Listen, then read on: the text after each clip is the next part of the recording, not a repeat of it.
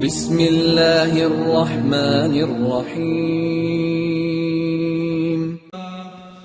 ولكم نصف ما ترك أزواجكم إن لم يكن لهن ولد، فإن كان لهن ولد فلكم الربع مما تركن من بعد وصية يوصين بها أو دين، ولهن الربع مما تركتم إن لم يكن لكم ولد، فإن كان لكم ولد فلهن الثمن مما تركتم من بعد وصية توصون بها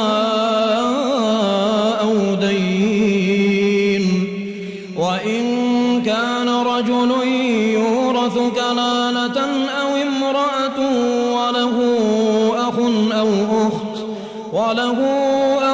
أو أخت فلكل واحد منهما السدس، فإن كانوا أكثر من ذلك فهم شركاء في الثلث من بعد وصية يوصى بها أو دين غير مضار، وصية من الله والله عليم حليم.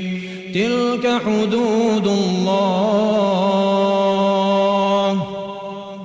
ومن يطع الله ورسوله يدخله جنات تجري من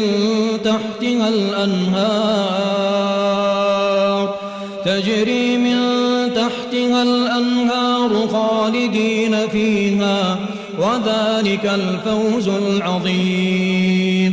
ومن يعص الله ورسوله ويتعد حدوده يدخله نارا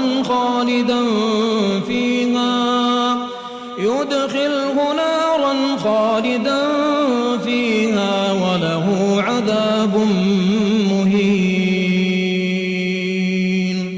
واللاتي يأتين الفاحشة من نسائكم فاستشهدوا عليهن 4 منكم، فإن شهدوا فأمسكوهن في البيوت حتى يتوفاهن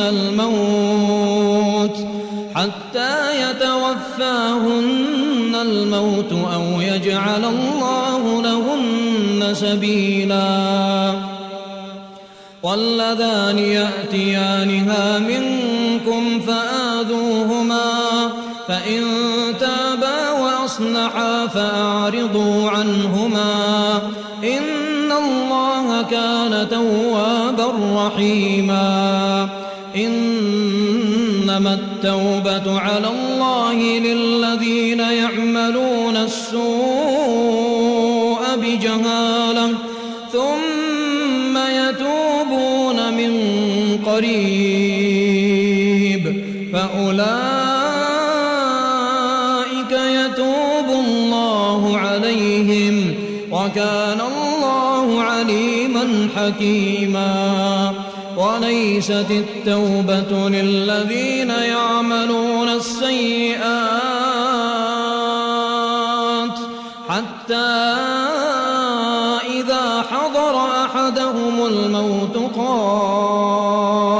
قال إني تبت الآن، ولا الذين يموتون وهم كفار أولئك أعتدنا لهم عذابا أليما. يا أيها الذين آمنوا لا يحل لكم أن ترثوا النساء كرها، ولا تعضلوهن لتذهبوا ببعض ما آتيتموهن إلا أن يأتين بفاحشة مبينة، وعاشروهن بالمعروف، فإن كرهتموهن فعسى أن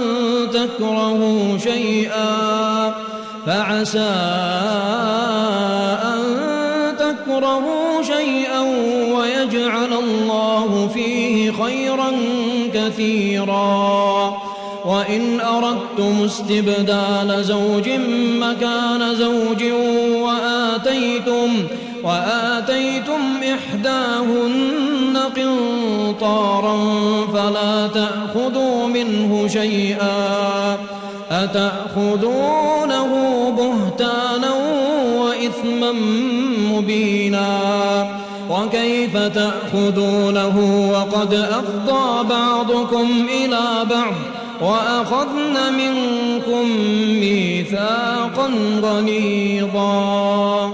ولا تنكحوا ما نكح آباؤكم من النساء إلا ما قد سلف، إنه كان فاحشة ومقتا وساء سبيلا. حرمت عليكم أمهاتكم وبناتكم وأخواتكم وعماتكم وخالاتكم وبنات الأخ وبنات الأخت وأمهاتكم اللاتي أرضعنكم وأخواتكم من الرضاعة وأمهات نسائكم وربائبكم اللاتي في حجوركم